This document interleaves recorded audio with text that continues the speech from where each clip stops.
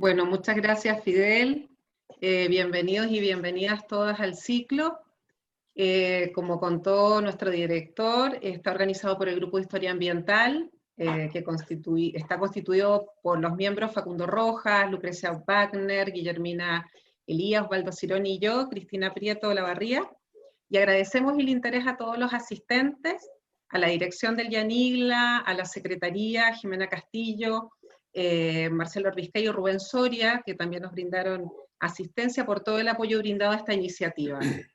Lo organizamos pensando en la necesidad de crear un espacio de encuentro entre quienes investigamos y la comunidad en general, que pueden ser desde estudiantes de distintos niveles, técnicos, profesionales, colegas, y cualquier persona interesada en acercarse a la ciencia y a las investigaciones sobre el ambiente, el clima y las relaciones con nosotros, con las poblaciones humanas.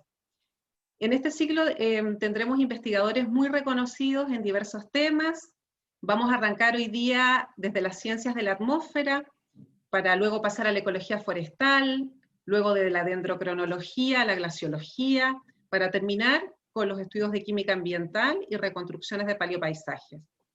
Para hacerlo más dinámico, cada charla será presentada por distintos miembros del grupo, y hoy lo coordino yo con Lucrecia Wagner, que estará recibiendo todas las consultas, preguntas y comentarios que quieran hacer. Les pedimos que nos hagan llegar sus inquietudes, porque esa es la idea, de que haya una dinámica entre el expositor y el público.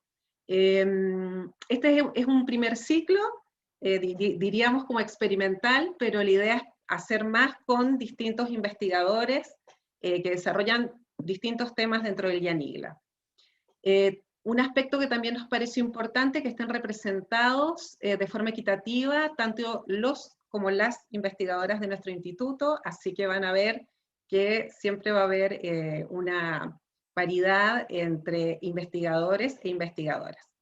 Ahora paso a presentar al doctor Diego Araneo, que nos va a dar la primera charla de inauguración del ciclo, Mendoza Hot, Sonda y Olas de Calor.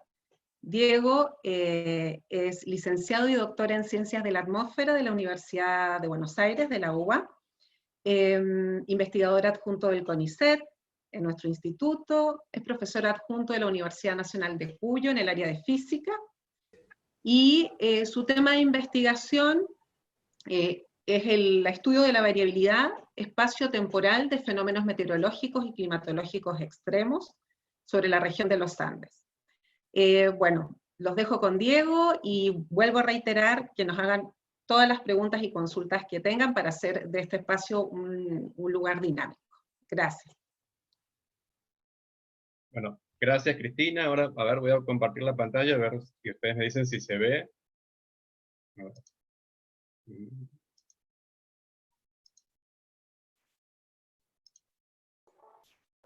Perfecto. Ahí se ve bien. Bueno. Sí.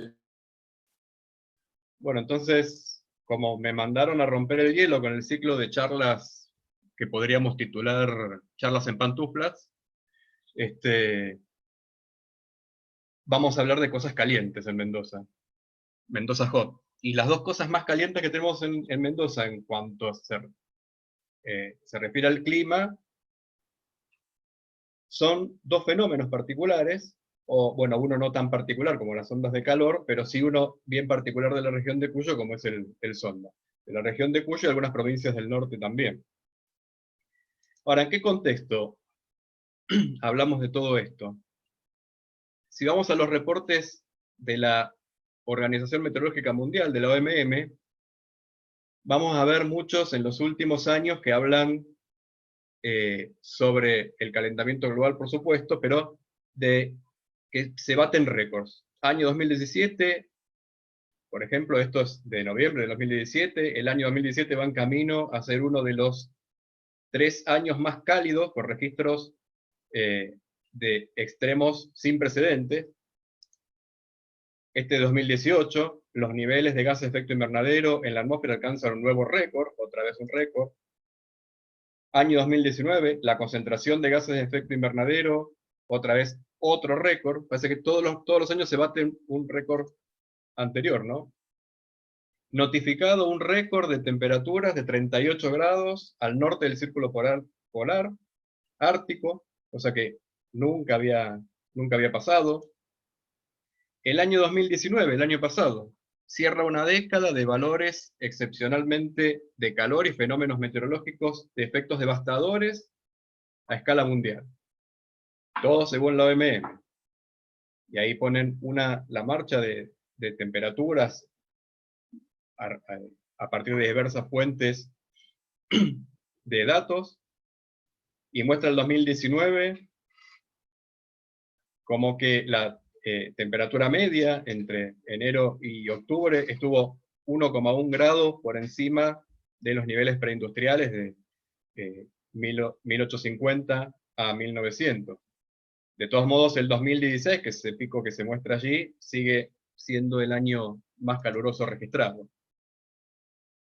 Lo vemos en un promedio aquí del promedio de anomalías térmicas de enero a octubre del 2019 comparados con el periodo 1981-2010, donde vemos anomalías positivas en casi todo el globo, principalmente en latitudes altas, y los efectos de los que habla la OMM se refieren al contenido de calor de los océanos, que dice que en la primera capa, en los primeros 700 metros que se miden desde 1950, o los 2000 metros que se tienen registros desde 2005, han sido el 2019 ha batido un récord en los dos periodos, ¿no?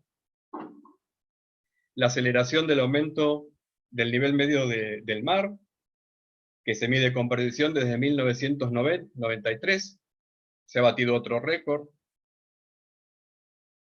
La reducción del hielo marino en septiembre, que es el año de menor extensión. En septiembre del año pasado fue la más baja de la que se tienen datos, y también destaca las inundaciones, aquellas registradas en Estados Unidos, en el sur de Canadá, norte de Rusia, con acumulados de precipitación que fueron inusualmente elevados y con pérdidas estimadas en 2.500 millones de dólares. En enero se dieron condiciones muy lluviosas en Sudamérica. Destaca entonces las graves inundaciones en Argentina, Uruguay, sur de Brasil, los incendios forestales, que la temporada de incendios superó los registros medios en diversas regiones de Alaska, Siberia, algo muy, muy atípico, en algunas partes del círculo polar. Las graves sequías de Indonesia, que conllevó una temporada de incendios devastadores en el año 2015. En América del Sur también, bueno, tenemos presente todos los incendios forestales de la Amazonía, ¿no? Venezuela, Bolivia, los países más afectados. Las sequías, que desde mediados del año pasado prevalecieron con condiciones excepcionalmente secas en Indonesia y los alrededores, y también en las zonas de Australia. Australia desde 2017, 2018 ya vienen registrando sequías muy, muy severas, y se ha extendido más todavía en el 2019. Y también las escasas precipitaciones en Chile, destaca la OMM, donde desde enero hasta noviembre solo precipitaron 82 milímetros, una cifra inferior al 25% de la media que tiene Chile en condiciones normales. También destaca ciclones tropicales, la actividad de los huracanes. No quiero aburrir demasiado con esto, pero en particular el Dorian, que es uno famoso, que se hizo famoso el año pasado. Y las olas de calor que azotaron Europa en los meses de junio y julio del año pasado, con batidas de récord, muchos récords en muchos países. Francia con 46 grados, pero también en Alemania, Holanda, Bélgica, Luxemburgo con temperaturas de entre 40 y 42 grados. En Helsinki también, y un verano excepcionalmente cálido en Australia, donde se batió otra vez un récord de temperatura. Y todas estas olas de calor produjeron muchos efectos nocivos en la salud. En Australia, India, Japón y las olas de calor de Europa, provocó en Japón unos 100 muertos, 18.000 hospitalizaciones adicionales en julio. En Europa la ola de calor de junio que mencionamos ocasionó víctimas fatales en España y Francia. En los Países Bajos 400 muertes fueron atribuidas a la ola de calor. Y también la extensión del dengue, donde según la Organización Meteorológica Mundial, aproximadamente la mitad de la población actualmente corre riesgo de contraer dengue. Bueno, pero ¿cómo define la OMM las olas de calor? Bueno, se definen como un periodo en la temporada cálida de al menos 2 días consecutivos con temperaturas por encima de un umbral determinado. Respecto de las condiciones climáticas, ese umbral se define respecto de las condiciones climáticas normales para la región. Y entonces, ¿cuáles son las consecuencias de una ola de calor? La permanencia de altas temperaturas produce un estrés térmico en la población. También genera impactos directos e indirectos en la agricultura, la industria, el turismo, aumenta la demanda de agua y energía, favorece el riesgo de incendios forestales y eventos de sequías, y estimula la producción fotoquímica de contaminantes, emisiones de compuestos orgánicos y la producción secundaria de algunos aerosoles, o sea, particulado en la atmósfera. Por supuesto que la provincia de Mendoza no está exenta, como también el resto del país, de sufrir este tipo de fenómenos de olas de calor, y entonces hicimos un trabajo, esto lo hizo Celeste Mulena el año pasado, donde analizamos justamente las olas de calor desde el punto de vista climatológico para la provincia de Mendoza.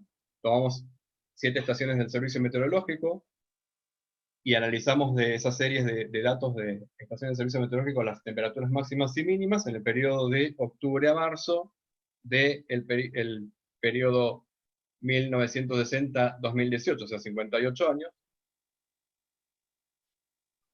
Y lo que hicimos fue estandarizar los datos y calcular una serie única para la región de temperaturas máximas y mínimas estandarizadas. Y a partir de esas temperaturas estandarizadas, calcular un índice, de acuerdo a la definición de la OMM, de valores extremos, ¿no?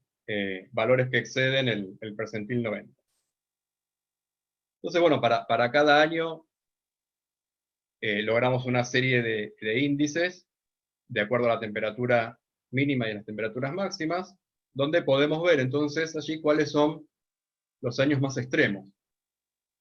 De acuerdo a las temperaturas mínimas, el periodo octubre 2011, marzo de 2012, o sea, el periodo o la estación, la temporada 2011-2012, fue la más cálida de los últimos, de los años analizados, que son 58. El 70-71, la más fría, o sea, el periodo más frío. Y de acuerdo a las máximas, los registros más altos se los lleva el año 2016-2017. Ahí se ven esos valores, los valores para cada año, los valores de temperatura mínima arriba, temperatura máxima abajo, de justamente esas temporadas, ¿no? La temporada 70-71, que registraba valores por debajo de lo normal, o sea, lo que estaría en el medio sería la marcha media anual para el periodo de octubre-marzo, y respecto de esa marcha media anual están indicados los valores para los años 70-71. Es una temporada anormalmente fría, la 70-71 respecto de las temperaturas mínimas, igual que la temporada 60-61 con respecto a las temperaturas máximas. Pero lo que nos interesa a nosotros es justamente los años donde los valores de temperatura se encuentran por encima de la media, como el 2011-2012 y el 16-17, respecto a las más mínimas y máximas respectivamente. Entonces, fíjense que acá, bueno, vamos a tomar 2 años como ejemplo, las temporadas 70 como ejemplo frío, la temporada 2011 como ejemplo cálido. Y si nosotros vamos a sentarnos aquí en los mapitas que están acá abajo, si calculamos un promedio de las anomalías para esos periodos, de las temperaturas a 2 metros, vemos, bueno, por ejemplo, fíjense allí en lo que es Argentina, en la temporada 70-71, cómo está invadida por aire anormalmente frío. O sea, queda registrado en el mapa todas estas picos, ¿no?, por debajo de lo normal, como una anomalía fría. Y para la temporada 2011-2012, al revés, ¿no? Ahí vemos, y justo sobre la región de Cuyo, un núcleo caliente. Bueno, centrémonos en esto, justamente. Ese núcleo caliente parece no estar solo, ¿no? Es toda una región, incluso acá las anomalías se extienden sobre el Atlántico, que está dominada por anomalías positivas de temperatura. Y lo que está arriba es el promedio de esas anomalías en la banda entre 30 y 40, 45 grados, 30 y 45 grados, pero para cada fecha, para cada día, desde noviembre hasta marzo, noviembre a marzo. Entonces podemos ver, fíjense, cómo para un punto fijo, digamos, para una longitud fija, cómo las temperaturas van pasando de anormalmente cálidas, con momentos fríos, luego cálidos, ¿no? Fríos, ¿sí? Pero lo que notamos es que en estas longitudes, aquí en las que estoy señalando, son mayormente cálidas, por lo menos hasta mediados de febrero. Luego se vuelven anomalías frías, tanto que así, cuando uno promedia todo, aquí queda como un hueco, ¿no? ¿Sí? De anomalías que tienden a ser positivas. Luego viene un poco más al este una región donde las anomalías tienden a ser siempre negativas, entonces en el promedio queda ese núcleo negativo. Y sobre lo que sería antes de la cordillera, y un poco después también, las anomalías vuelven a ser positivas, ¿no? Todo esto es perturbación que introduce la cordillera, en lo que vemos distintos pulsos a lo largo del tiempo de anomalías calientes y frías. Bueno, el tema es la persistencia de estas anomalías, que a lo largo del tiempo, sobre estas longitudes, tienden a haber anomalías cálidas, luego frías, y luego cálidas sobre la región continental. Cuando se da este tipo de fenómeno, lo llamamos onda estacionaria, ¿no? Son núcleos alternados de anomalías positivas y negativas que casi no se mueven de su lugar, permanecen siempre en la misma longitud. Bueno, eso es lo que nos da un año particularmente caliente, como en este caso sería el 2011-2012. De todos modos, las olas de calor son estos periodos de anomalías cálidas más largos que se ven justamente aquí, ¿no? Fíjense este periodo anormalmente largo, ¿no? Desde finales de diciembre y principios de enero, donde las temperaturas estuvieron anormalmente por encima de lo normal.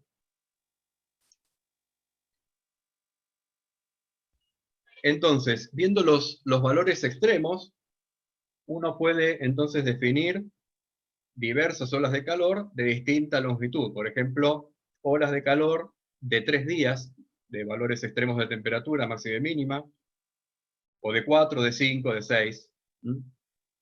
Entonces, lo que mostramos aquí en barritas azules es la frecuencia de ocurrencia de eventos de olas de calor. O sea, cada cuánto se repiten, ¿no?, las olas de de calor.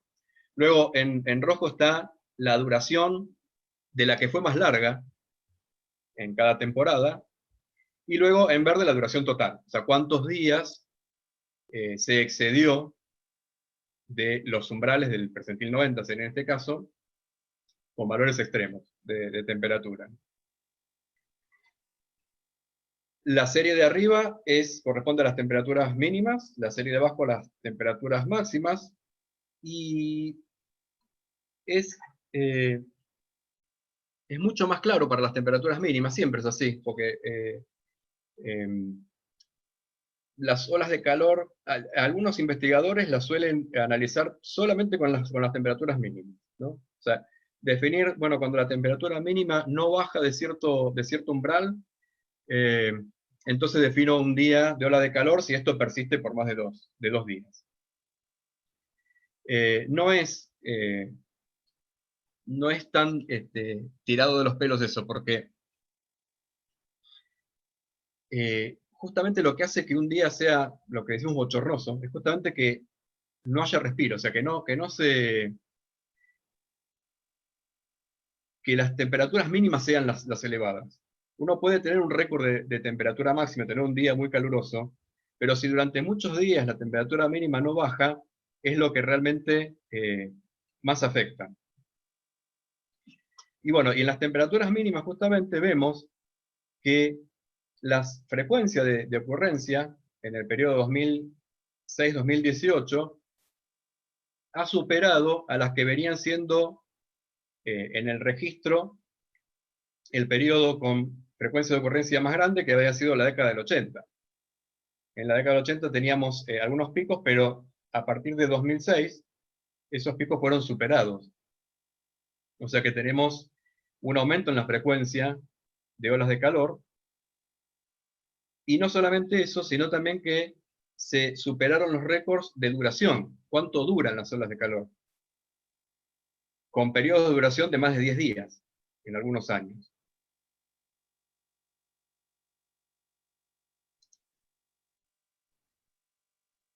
Ahora, muy bien, ¿qué situación sinóptica o qué situación meteorológica corresponde a la formación de una ola de calor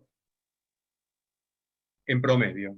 Y acá lo que hicimos fue tomarnos no un año en particular, como veíamos antes, sino una composición de todas las olas de calor registradas, ¿no? Y lo que vemos allí son justamente las temperaturas, las anomalías de temperatura a una altura, digamos, de unos 1000 metros, o 700 metros más o menos, 700, 800 metros. Y por supuesto, bueno, vemos que el núcleo de anomalías positivas de temperatura, o sea, el núcleo caliente, invade no solamente la región de Cuyo, sino que afecta prácticamente a todo el país. Creo que el único que se salva es el extremo sur de la Patagonia, ¿no? Esto si lo vemos tanto respecto a las temperaturas mínimas como de las máximas. Ahora, ese núcleo vemos que no está solo. Está acompañado también por otros núcleos de distinto signo alternados. Eso es justamente lo que llamamos un tren de ondas. Una onda que, como vimos antes, tiende a permanecer estacionaria y entonces hace que para una temporada dada esas anomalías positivas se repitan y duren mucho en el tiempo y genere una temporada de muchas olas de calor.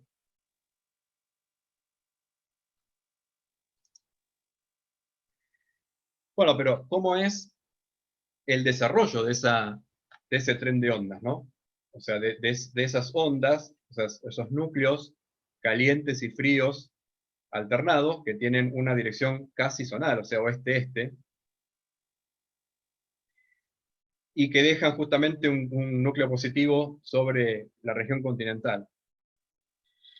Bueno, para ver eso, tomamos las olas de calor de 3 días, y de los 3 días en los que permanece el núcleo cálido sobre el continente, vimos, bueno, qué pasa los 2 días anteriores y qué pasa el día después. Así entonces tenemos una secuencia de 6 días, donde los días 3, 4 y 5 son los días en los que se desarrolló la ola de calor. Entonces hacemos una composición de esos días para cada una de las olas de calor. Esto es promediar los valores de temperatura anómala, y obtenemos estos mapas, ¿no? estas figuras. Lo que está sombreado son las temperaturas más o menos en unos 700, 800 metros de altura. Entonces, al principio, en el primer día de la secuencia, vemos que se está formando allí un núcleo caliente, ¿no? En el Pacífico Central. Después de la formación de ese núcleo caliente, por delante, o sea, más al este, se empieza a formar un núcleo frío, que es este que estoy indicando acá. En el siguiente día de la secuencia, aparte de que se profundiza ese núcleo frío, ya se empieza a formar, que ya incluso ya lo teníamos un poquito acá, en el día anterior, pero se empieza a consolidar el núcleo caliente que da inicio a la ola de calor sobre el continente.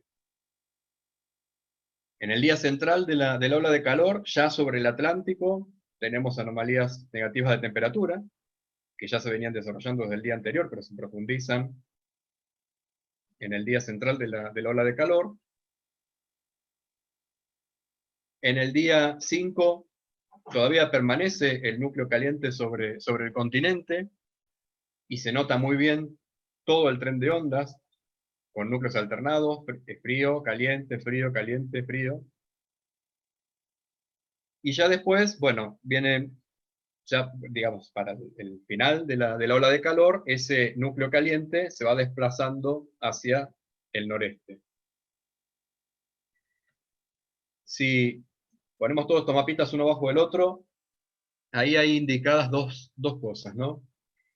Fíjense qué pasa si seguimos los núcleos. El primero que se forma es el núcleo caliente sobre el Pacífico, y aquí esta línea lo va siguiendo, ¿no? Lo va siguiendo en el tiempo, más o menos, y tiene un avance, digamos, en los siguientes 5 días desde su formación, tiene un avance de unos pocos grados, digamos unos 10 grados de longitud hacia el este.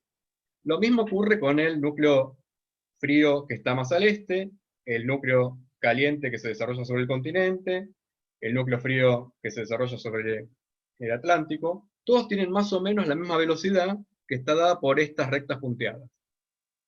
Y vemos una velocidad bastante pobre, ¿sí? Avanzan más o menos unos 10 grados de longitud por día.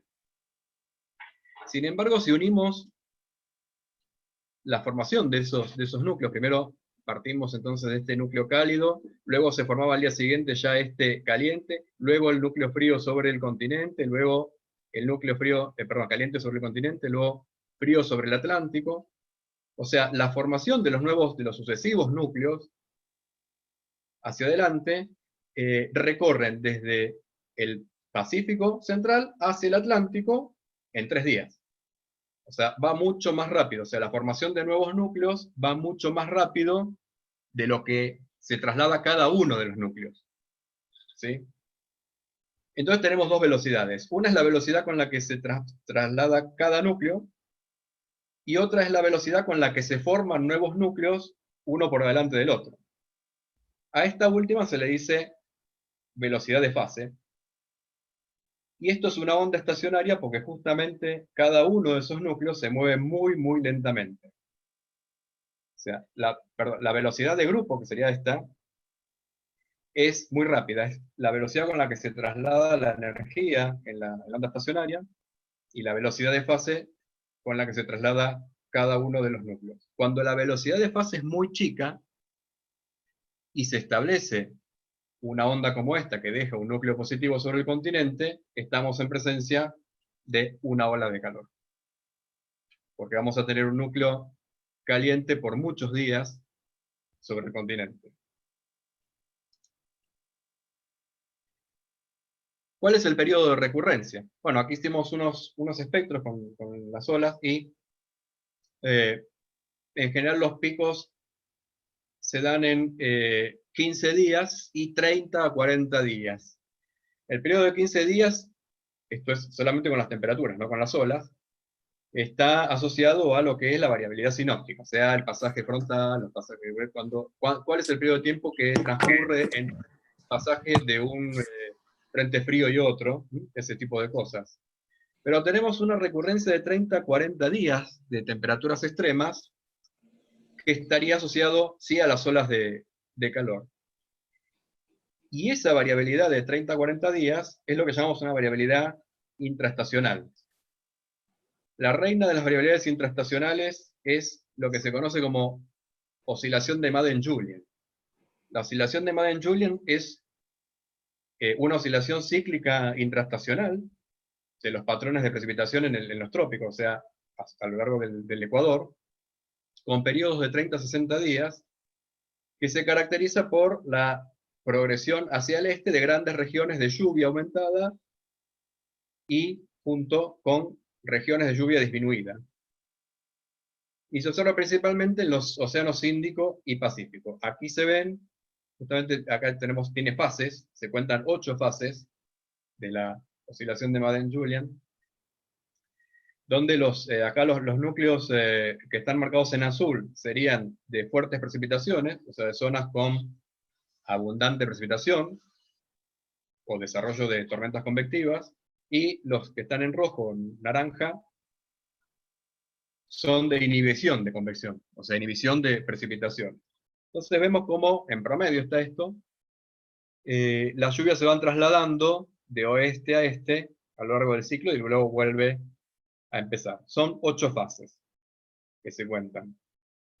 Bueno, en base a hacer una estadística de algunas variables representativas de la onda de Madden-Julian, como la onda larga saliente y los vientos zonales en superficie y altura, se calculan unos estadísticos con los cuales se puede medir la intensidad de la señal de la onda y en qué fases está. Entonces se logra un relojito como este, en un dibujito como este, que empieza, por ejemplo, cada color acá es un mes, y cada uno de esos puntos es un día. Entonces empieza en abril, mayo, que estaría en verde, y después junio, que estaría en azul, ¿no? Tarda en recorrerlo en sentido antihorario unos 30, casi 2 meses, no llega a 2 meses. Cuando los valores están cerca del centro, quiere decir que hay una señal débil. Cuanto más se aleja, quiere decir que la señal de Madden-Julian es más fuerte. Entonces lo que nosotros podemos hacer es agarrar las olas de calor que nosotros tenemos y ver en qué fase de la oscilación de Madden-Julian se desarrollan con mayor frecuencia.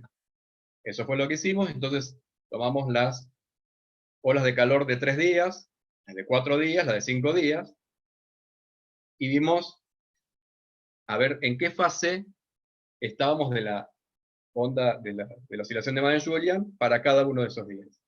Y lo que vemos es que en general se desarrollan en la fase 7 de Madden-Julian o 6. Lo que está entre paréntesis es respecto a las temperaturas máximas, ¿no? Cuando definimos la ola de calor con respecto a las máximas. Y justamente las fases 6 y 7, que son estas de acá, son las que tienen la convección justo en el Pacífico Occidental.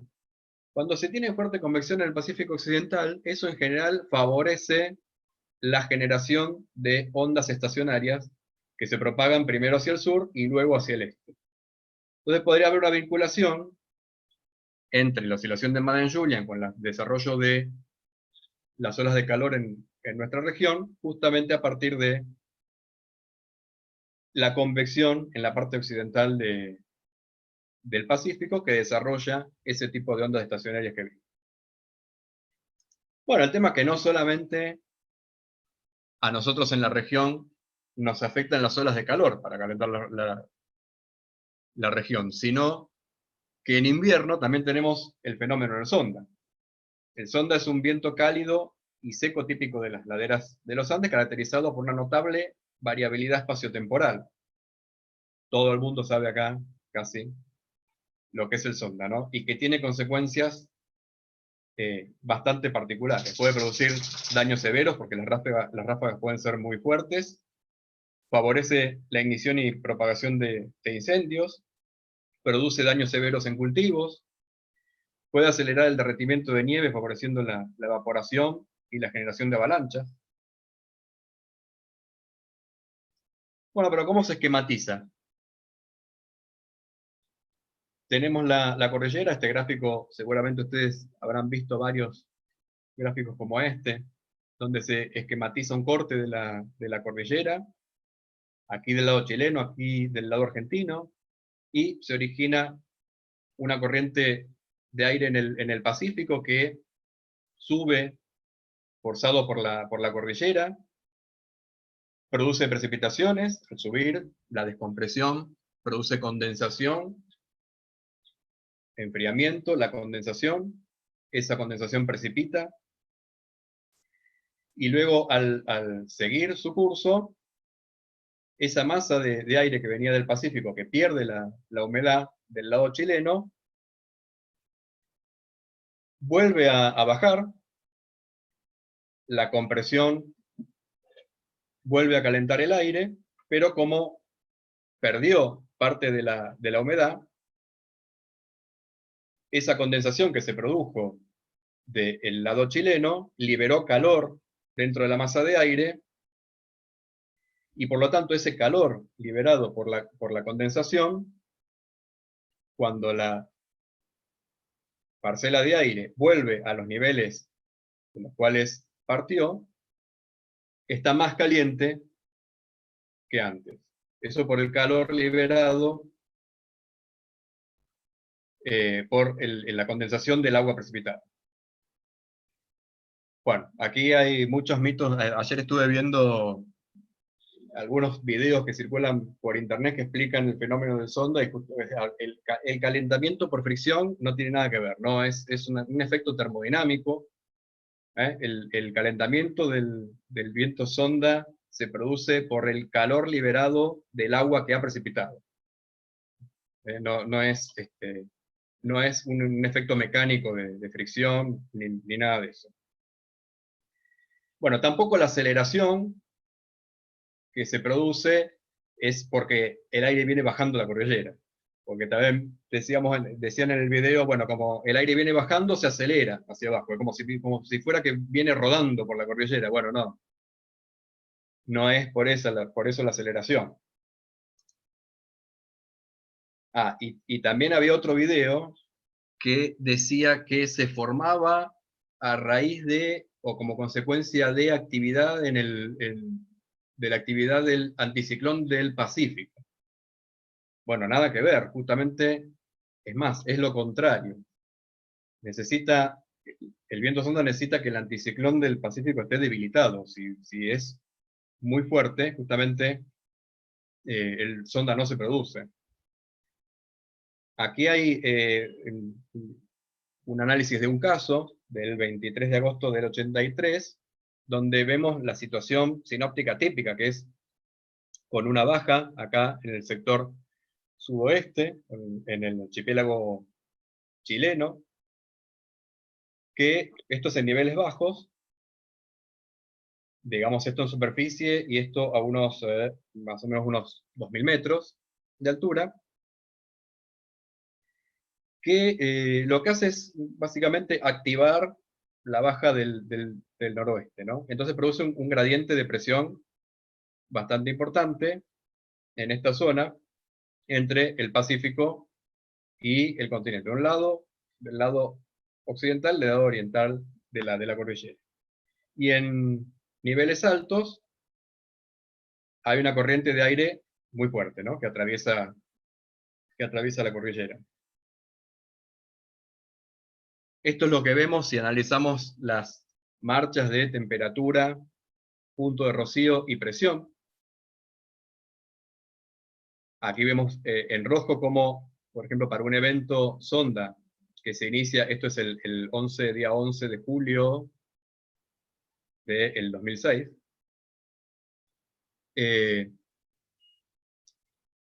vemos como hay un aumento de temperatura bastante fuerte. Esto sería acá el inicio de un evento sonda, y hay al mismo tiempo un descenso de la temperatura de rocío.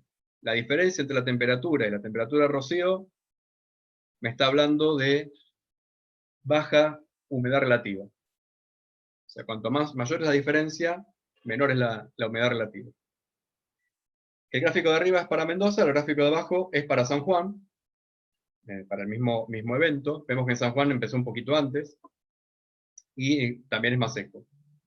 Y lo que está en negro acá es la caída de presión, cómo viene cayendo la presión. Julio Cristaldo siempre está muy atento a la caída de presión cuando hay un pronóstico de sonda.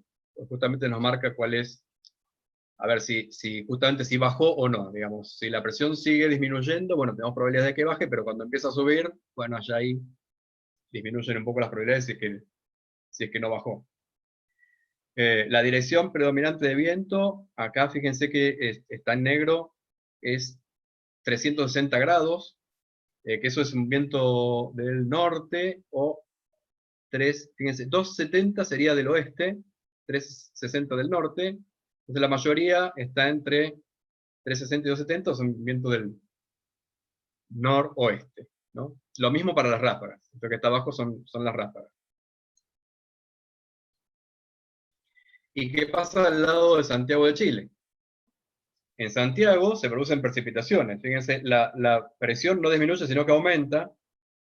Y fíjense que la temperatura aquí se iguala a la temperatura de rocío, que dice que hay 100% de humedad allí. Y las precipitaciones que se muestran aquí abajo. Bueno, esto es una animación que no es para nosotros, sino que esto es creo, un modelado de los Alpes entre Liguria y el sur de Alemania, donde se ve más o menos cómo es la dinámica de un sonda o de un viento FEN, como se nombra en general, cuando atraviesa un cordón montañoso, como los Alpes en este caso. Lo que está marcado en rojo es una componente vertical ascendente del aire, y lo que está marcado en azul es una componente vertical descendente.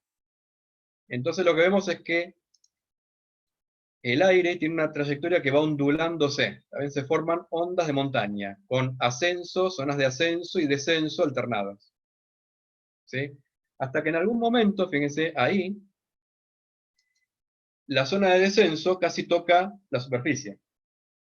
Cuando la zona de descenso se toca la superficie, o se acerca mucho, el aire es cuando más empieza a descender. Ahí es cuando se acelera hacia abajo.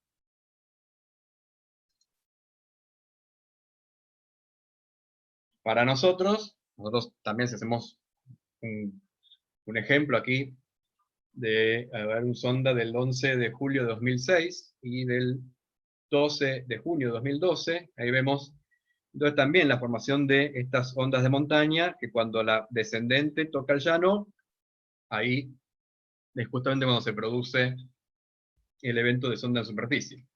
Esto es un corte a través de Mendoza, ¿sí? Puntos A, punto B, esto es corte de la cordillera a través de Mendoza. Bueno, vamos a pasar un poquito rápido esto, porque la climatología de casos es muy parecida a lo que ya dijimos recién con un caso particular. Fíjense, en superficie tenemos justamente este apretamiento de isobaras acá, con un centro de baja presión de este lado, y aquí de una alta presión relativa, que nos da este gradiente de presión, que es lo que justamente fuerza el aire hacia el este. Aquí tenemos la convergencia de humedad, una zona de fuerte convergencia de humedad del lado chileno, y secamiento del otro lado. Vamos a centrarnos en este gráfico. Omega es la velocidad vertical, la componente vertical de la velocidad, donde tenemos, fíjense, ascenso de este lado, lo que está en rojo es ascenso, y lo que está en azul es descenso de aire. Y aquí lo vemos esquemáticamente en un corte, ¿no? Esta sería una región de ascenso, y lo que está en línea continua sería la región de descenso. Y arriba tenemos fuertes vientos. El máximo de viento del oeste con componente oeste en altura se da justamente antes del cordón montañoso. Y esto es una estadística de frecuencias de viento sonda. Para Mendoza, en el aeropuerto, Plumerillo, esto es observatorio, o sea, en el parque, y esto es San Juan. Vamos a analizar la de Plumerillo, que es más larga, empieza en el 80, en el 81, 1981. Y yo no sé si ustedes logran ver que hay una leve tendencia a que sean más frecuentes los eventos que en la primera mitad. O sea, como que a partir de los 2000 hay una tendencia a ver una frecuencia un poco mayor de eventos. Esto es la cantidad de días del año con sonda, donde también vemos más o menos lo mismo. No se ve mucho en la duración. La duración parece que no está muy afectada, es siempre la misma. El porcentaje de horas con sonda. El porcentaje de horas con sonda aumenta en horas de la tarde y de la madrugada. Y se adelanta un poco para San Juan. Lo mismo la distribución anual de los eventos. Los eventos tienden a ser entre los meses de junio y octubre, con máximos en agosto y septiembre, y junio para San Juan tiene una frecuencia un poquito mayor de casos. Las frecuencias de horas de inicio, o sea, a qué hora se inicia el sonda, en general para Mendoza se inicia en horas de la tarde, estos son los UTC, así que las 21 son las 6 de la tarde, ¿sí? Pero para San Juan pueden ser un poco antes, ¿no? Se inician un poco antes en San Juan que en Mendoza. Y la duración también puede ser un poco mayor en San Juan que en Mendoza. En Mendoza tiene más o menos una duración de entre 3 y 7 horas. La hora de finalización es en general en horas de la madrugada. Acá vemos más o menos lo mismo. Pero bueno, a lo largo del año, y aquí vemos la frecuencia horaria, ¿no? Pero es más o menos lo mismo. Bueno, en agosto y septiembre tenemos la mayor frecuencia de eventos, y que se dan en general en horas de la tarde y la madrugada. La duración media por mes. Aquí, bueno, no hay mucho que decir, más o menos todos los meses tienen la misma duración media, no, o sea, y los meses en los que se producen los eventos, ¿no? Que es en los meses fríos del invierno, principios de la primavera. La distribución de velocidades de viento, alrededor, esto es para Mendoza, el Plumerillo, Observatorio, San Juan, y estos en todas juntas, más o menos unos 6 nudos, perdón, 6 metros por segundo serían unos 12 nudos, 20 kilómetros por hora, bueno, más o menos. Bueno, y por último, esto es la distribución anual horaria de eventos, pero por categorías, cuando tenemos sondas débiles, sondas moderados, sondas fuertes. Sondas débiles son la mayoría. Entonces esto no es muy diferente de lo que ya vimos antes. Casi todos son sondas débiles, lo que vimos antes, así que me da un gráfico similar. Pero con los sondas moderados, lo que tenemos es que no hay casi en horas de la mañana, se dan todos en la tarde, y mayormente en agosto. Entonces, ahora respecto de todo, recomendaciones. Para las olas de calor, ¿qué nos dicen los organismos internacionales que hay que hacer durante una ola de calor? Extremarle el cuidado a los grupos de riesgo. Bebés, niños, personas con enfermedades crónicas. Mantener una buena hidratación, beber mucho líquido, no azucarados, no beber alcohol. Vigilar las comidas, o sea, recomiendan la ingesta de varias comidas pequeñas a lo largo del día y con alimentos ligeros y que aporten agua, como frutas y verduras. Protegerse del sol, usar protector solar, procurar permanecer en lugares frescos, climatizados, y no exponerse al calor extremo. Reducir la actividad física, evitar los deportes al aire libre en horas de máxima temperatura.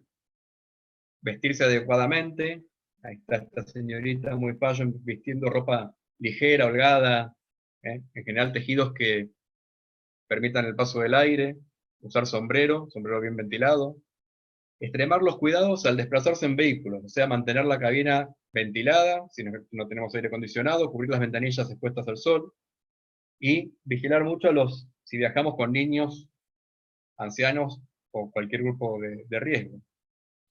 Regular la temperatura de los ambientes, cubriendo las ventanas que están expuestas al sol, abriendo y ventilando en horas de la noche y la mañana. Y cuidar los medicamentos, no exponerlos a temperaturas elevadas para las cuales que pueden dañar las componentes de los medicamentos, y acudir al médico en casos de síntomas compatibles con golpe de calor. Se queda piel enrojecida, pulso débil o acelerado, dolor de cabeza, malestar general, confusión. Bueno, ahora puede ser COVID todo eso, pero si es una ola de calor, no sé, vamos a tener un problema. ¿Cuáles son las recomendaciones cuando hay viento sonda? No salir de la casa, cerrar puertas y ventanas, evitar la introducción de aire seco en las viviendas, evitar la inhalación de polvo cuando salimos al exterior, no hacer esfuerzos y mucho ejercicio físico, evitar agitarse, porque el sonda produce estados de depresión, aceleración del ritmo cardíaco, nerviosismo, somnolencia, problemas respiratorios. Cuidarse del tránsito y aumentar la precaución al conducir, porque el sonda altera los ánimos y en general hay más accidentes de tránsito cuando hay sonda, más allá de que puede ser por un efecto de que podamos perder la visibilidad, por ejemplo, por polvo levantado. No arrojar colillas de cigarrillos ni encender fuego, ya que pueden iniciar un incendio. Evitar la cercanía a los árboles, sobre todo si están en mal estado, porque pueden caerse. Procurar asegurar los elementos que puedan sufrir desprendimiento, voladuras, carteles, chapas, toldos, y además alejarse de todo eso. Muy bien. Creo que me he excedido un poquito, pero que tenemos este monte todo en llamas.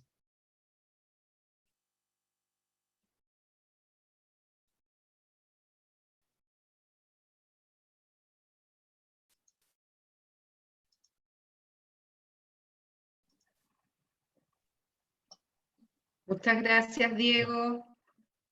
No sé si me quedé hablando solo o... No, todavía estamos todos. Muy bien. Acá Lucre, estamos. ahí está la Lucre. Bien. Buenas tardes.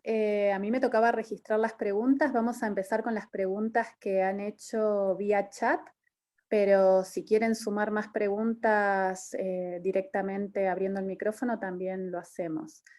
Diego, las primeras 3 preguntas. Darío te pregunta, ¿qué influencia tienen las variaciones de la temperatura del Océano Pacífico en el aumento de las olas de calor? ¿Y qué papel juega la PDO, ya que trabajaron 58 años de datos? Y bueno, agradece mucho. Otra pregunta, si querés después te las repito, o no sé si las querés ir registrando, es sobre las noches. Si las noches son más calurosas y si interfieren en un mejor descanso. Y una tercera es, ¿qué papel tiene el calentamiento adiabático en el sonda? Aquí hay una cuarta reciente que nos hace Luis y dice, ¿qué se puede esperar de la frecuencia y severidad de las olas de calor y viento sonda en relación a escenarios de cambio climático? Bien. Otra más, Germán pregunta, teniendo en cuenta el impacto y las consecuencias del sonda en la gente y la comunidad, ¿sería posible desarrollar legislación al respecto? Y una última pregunta de Fidel es, ¿qué tanto incide la continentalidad en el nivel de las ondas de calor? Perfecto, Eso bueno, es todo vamos primero por ahora. Muy bien, después me las vas recordando, porque no las anoté todas. Bueno. Vamos con, creo que había una con la señal de la PDO. Sí, ¿qué influencias tienen las variaciones de la temperatura del Océano Pacífico en el aumento de las olas de calor? ¿Y qué papel juega la PDO, ya que trabajaron 58 años de datos? Bien. Cuando trabajamos los 58 años de datos esos, no hicimos ninguna vinculación directa con eventos niño, o sea, con las temperaturas de anomalías en el Pacífico, ni con la PDO. Con la PDO me parece que, va a haber 58 años de datos, creo que hasta serían pocos para analizar si hay alguna influencia de la PDO.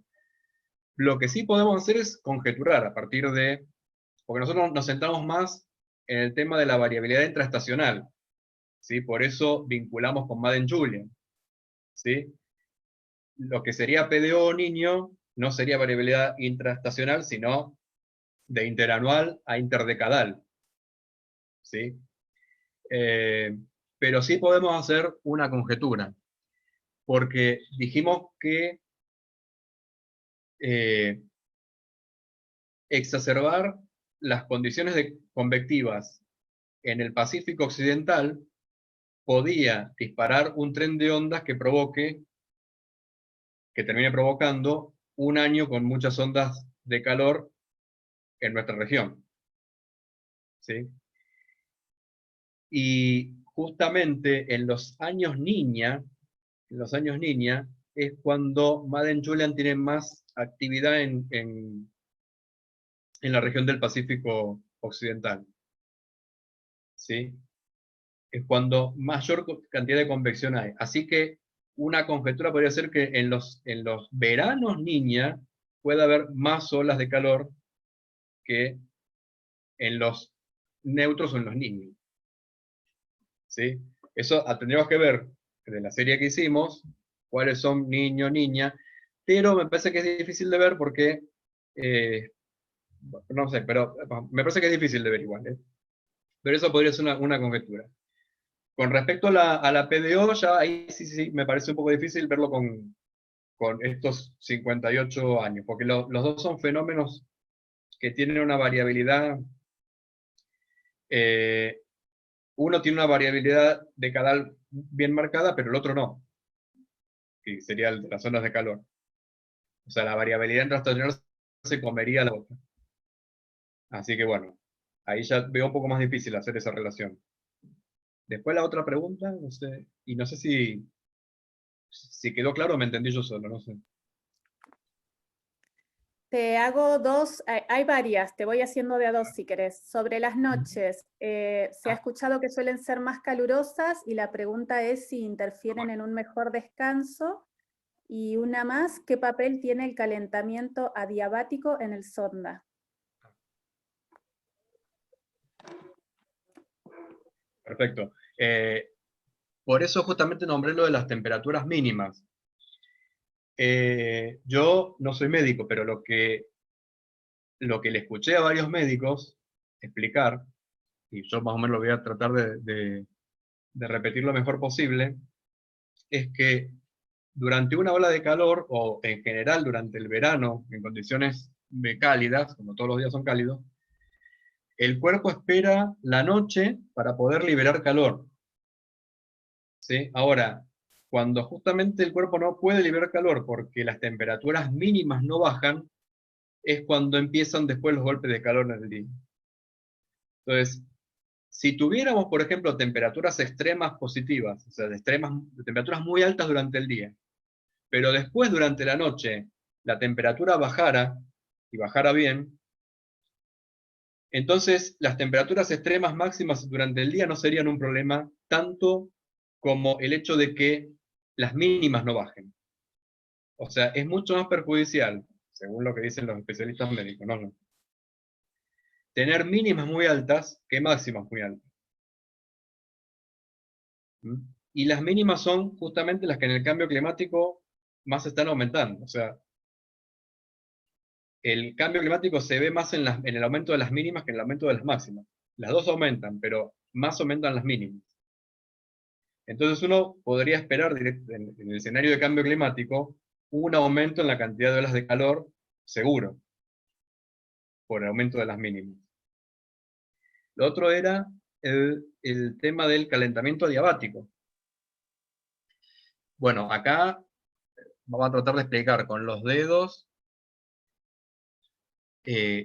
algo que quizás expliqué un poquito rápido ahí con el esquema del sonda. ¿Y por qué se calienta?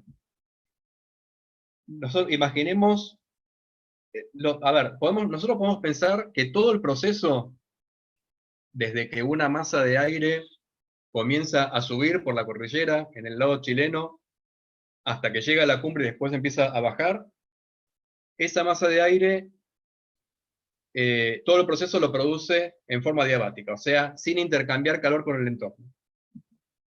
Podemos meter, como decir, la masa de aire dentro de un termo, ¿sí? Limitarla diabáticamente, no dejarla intercambiar calor con el entorno,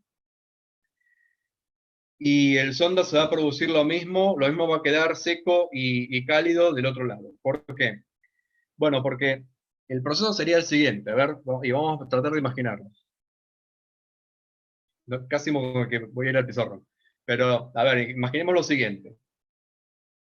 Vamos a pensar en una masa de aire, una burbuja, aislada diabáticamente del entorno. O sea, no hay intercambio de calor con el entorno.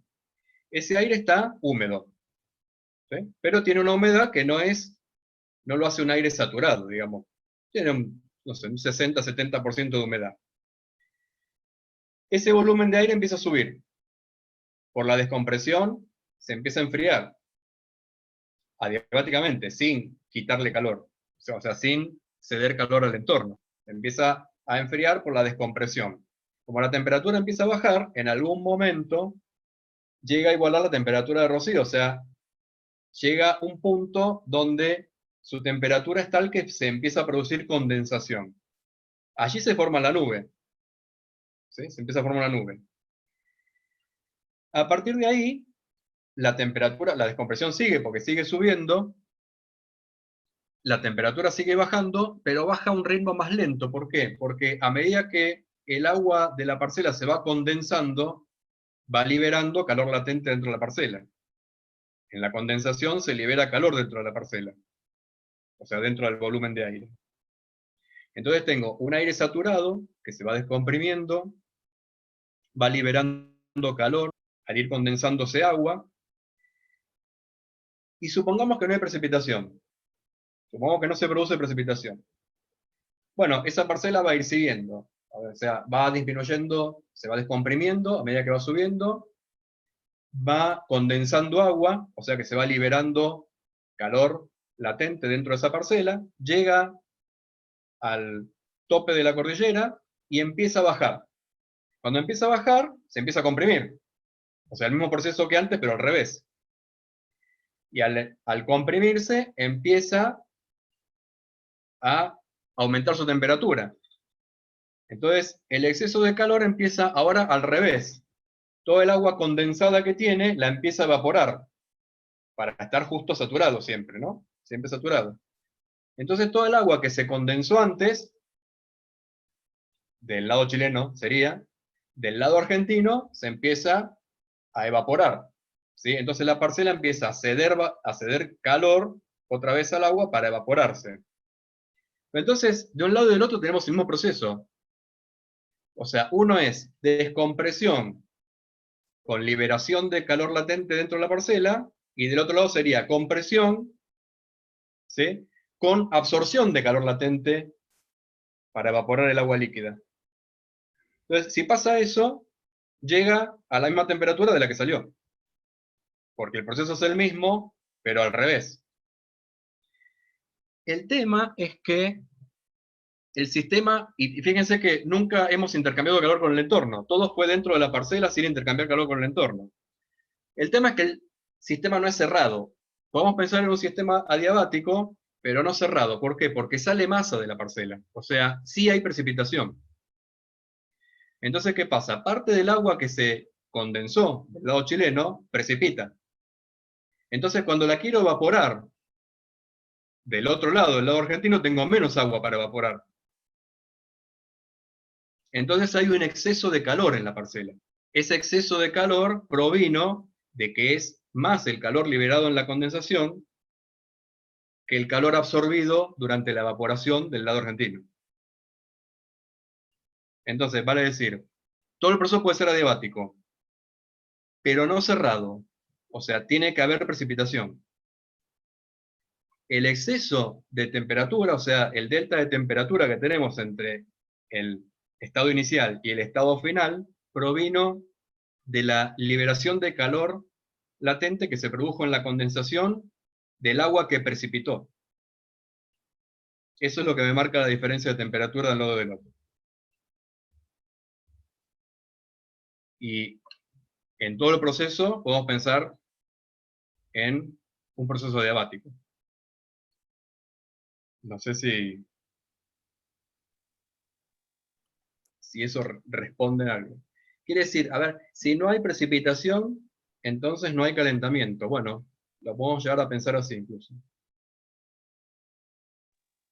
Muchas gracias, Diego. Hay varias más. ¿Qué se puede esperar de la frecuencia y severidad de las olas de calor y viento sonda en relación a escenarios de cambio climático? Ahí, sí, en el tema de la frecuencia y la severidad, justamente con el calentamiento, respecto a las olas de calor, podemos esperar que sean más frecuentes, más duraderas y con mayor temperatura.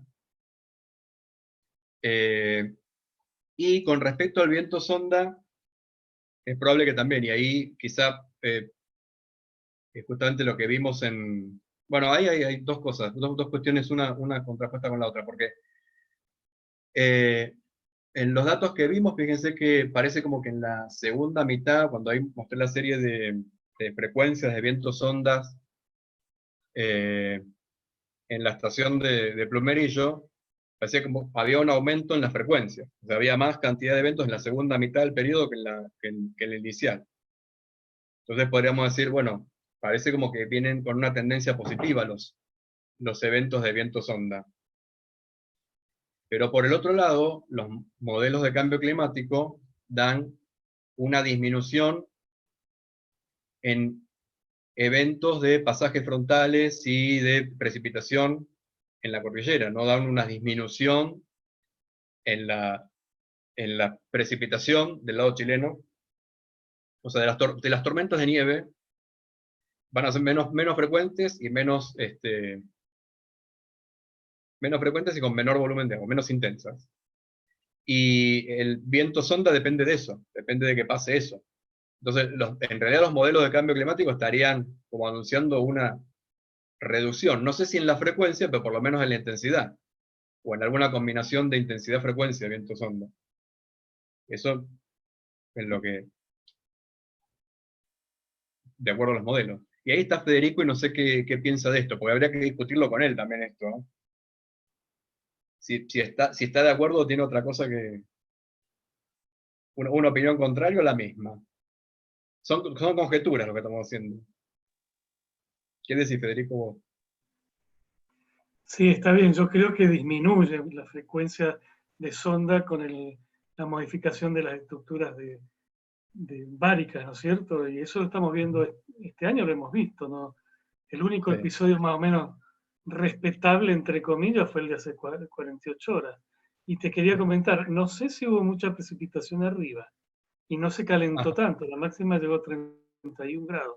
Algo de haber precipitado, pero muy escaso, porque no se veía gran nubosidad. Algo había. Los días anteriores veníamos de todos modos con temperaturas altas. O sea que no fue una gran diferencia de temperatura. No.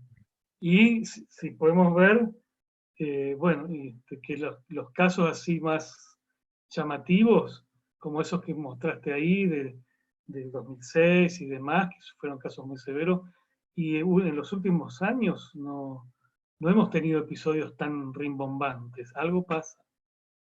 Es para pensarlo también y discutirlo, obviamente, ¿no? Claro. Tenemos 4 preguntas más, por si querés hacer una respuesta general o las vas contestando de a una, porque son bien diversas. Teniendo en cuenta el impacto y las consecuencias del sonda en la gente y la comunidad, ¿sería posible desarrollar legislación al respecto? La otra pregunta tiene que ver con la continentalidad, ¿qué tanto incide en el nivel de las ondas de calor? Una duda con lo del anticiclón del Pacífico, ¿cuál es el origen del aire en el sonda? Otra pregunta dice, me pareció entender que el sistema de núcleos fríos y cálidos alternados es permanente. ¿Esto significa que el sonda se produce todo el tiempo, pero que es percibido como tal solo cuando se vuelve moderado o fuerte? Y finalmente, si podrías recomendar alguna publicación que explique la formación del sonda. Muy bien.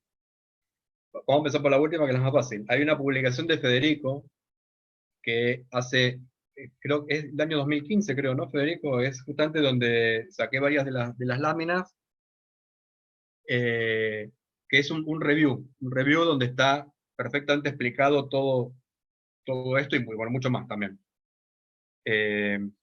Después era el tema de la continentalidad con el tema de las olas de calor.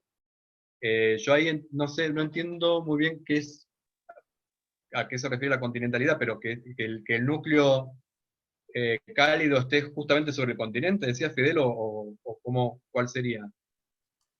Me refiero a que, digamos, los procesos que vos mencionaste, de un lado y del otro de la cordillera, tienen dos componentes de continentalidad diferentes.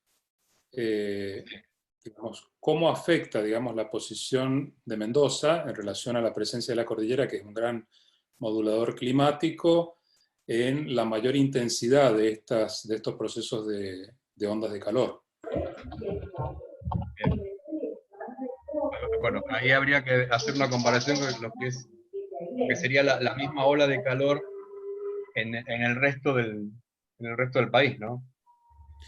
Claro, yo me refiero, por ejemplo, a lo que pasa acá en Mendoza, con una cordillera con una cota de 4 o 5 mil metros de altura, y si vas a Neuquén con una cota de 2.500 o 3.000 metros de altura, hay una diferencia, obviamente, en el Sí, por supuesto. Si bien las olas de calor siempre están referidas a la climatología del propio lugar. O sea, cuando uno define una ola de calor, como la define de acuerdo a lo que son las temperaturas normales o anómalas respecto de la climatología del propio lugar, siempre compara uno Mendoza con la propia región de Cuyo y el resto del país con tus propias temperaturas típicas, ¿no? O sea, nunca hace una mezcla entre las dos cosas, pero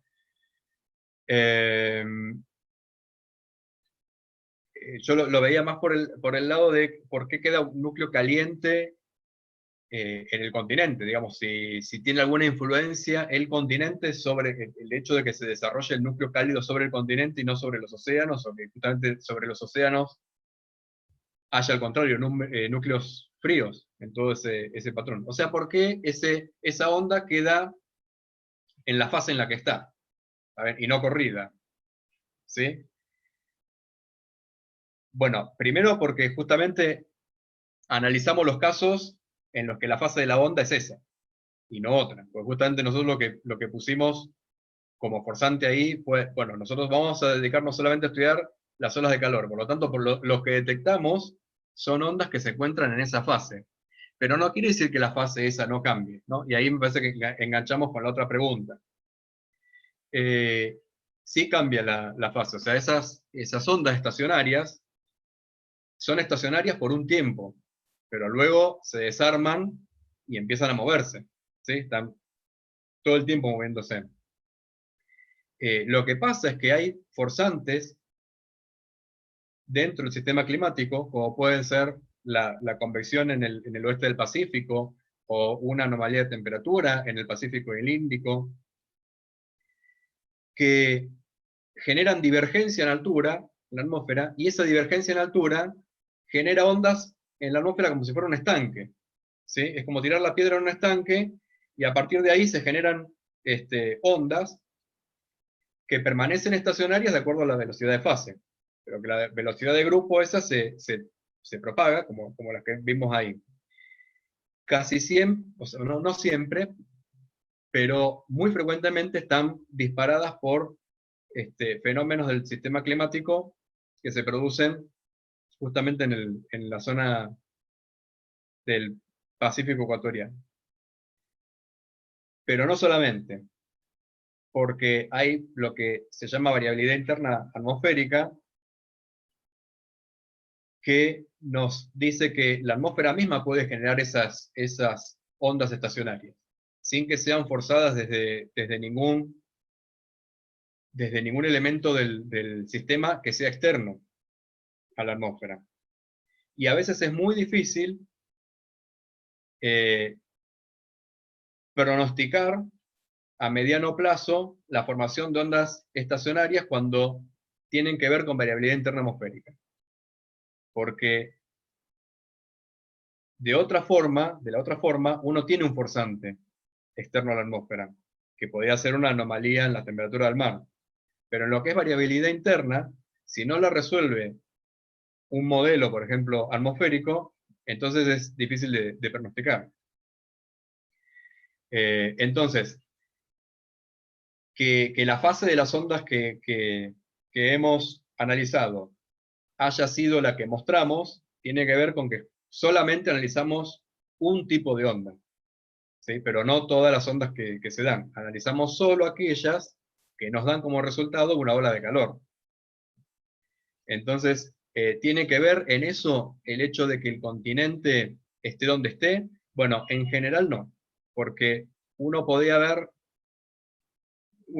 si uno hace un experimento, por ejemplo, con un modelo, quitando el continente, lo que ve es que si uno excita la formación de una onda de este tipo, llaman ondas de Rossby, sin el continente, los núcleos fríos y calientes se forman en los mismos lugares. ¿Sí? O sea, no tiene que ver que el continente esté donde esté. ¿Sí? Uno puede generarlas en la atmósfera y independientemente de dónde ponga el continente. Llama la atención eso, pero es así. Gracias, Como que si uno, por ejemplo, si uno quita el Amazonas, por ejemplo, y corre un modelo, lo mismo se producen precipitaciones en el Amazonas.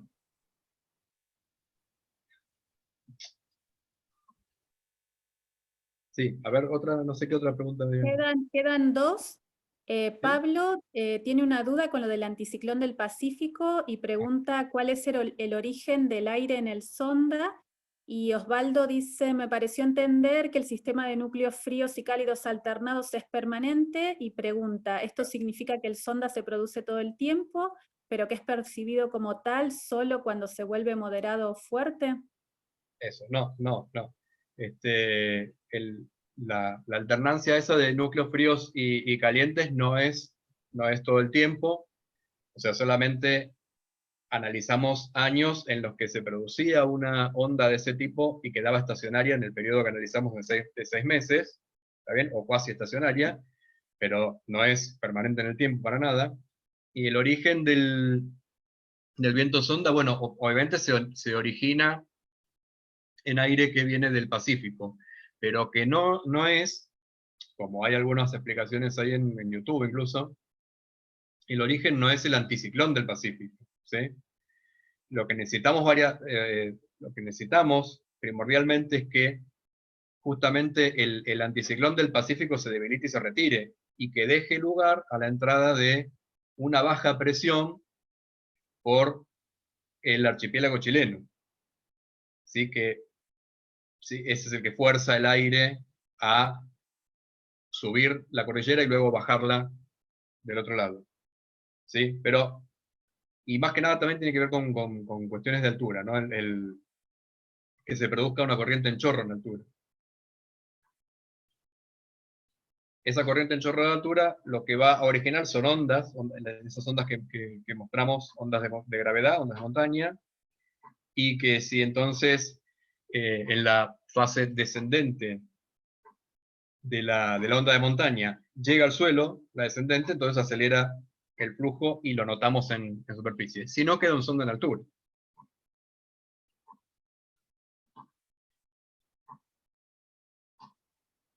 Ah, y había una con la legislación, ¿no? Eso creo que... Acá No sé, la yo no soy un pregunta experto nuevamente, si es posible legislar al respecto, teniendo en cuenta la importancia sobre las comunidades y los impactos que puede tener. Y yo creo que legislar, bueno, siempre es posible hacer una legislación sobre eventos que traen, que tienen muchas consecuencias en la sociedad. El tema, bueno, cómo se hace la legislación luego.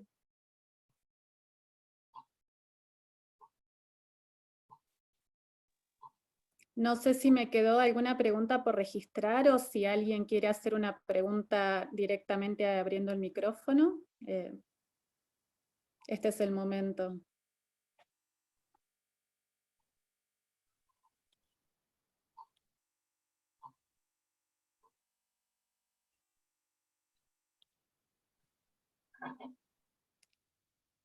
Hay un comentario que se hizo en el chat, que bueno, lo hizo Julio sobre el tema de enero especialmente, ¿no? Que no es un mes de frecuencia de sonda, pero que casi siempre había un caso, y Federico aportó también que un caso emblemático fue el 30 de enero de 2003, cuando se sumó una onda de calor con un sonda y se registró la máxima más alta desde que hay registros con 44,4 grados centígrados.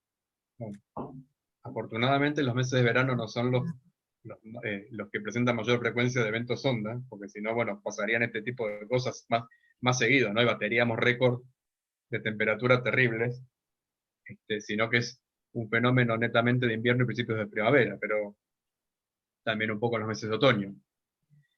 Pero sí hay sondas en verano. Bueno, en algunas de las transparencias, ahí de las figuras, veíamos algunas ondas, sobre todo débiles, afortunadamente, que se daban en verano. Pero si llega a haber alguno en verano y fuerte, bueno, pasa ese tipo de casos emblemáticos. Federico justo levanta la mano. Hay uno emblemático que muchos se deben acordar, quizás vos estabas en Buenos Aires, porque fue el día de Nochebuena, era pleno verano, y también llegó la máxima a 40 y pico, no superó este récord, que me acuerdo que fue un desastre porque sopló en la tarde y la gente había encargado cosas frías para la noche, para celebrar la Navidad, se cortó la luz y me acuerdo que una heladería cercana acá, no voy a hacer la propaganda, pero una heladería muy famosa de la zona, perdió toda la venta, ¿no? Pues se les derritió La tía todo. que tenía que llevar el helado, pobre, se quedó sin postre, bueno. Eso pasó. Se nos pudrió el Vitel Toné.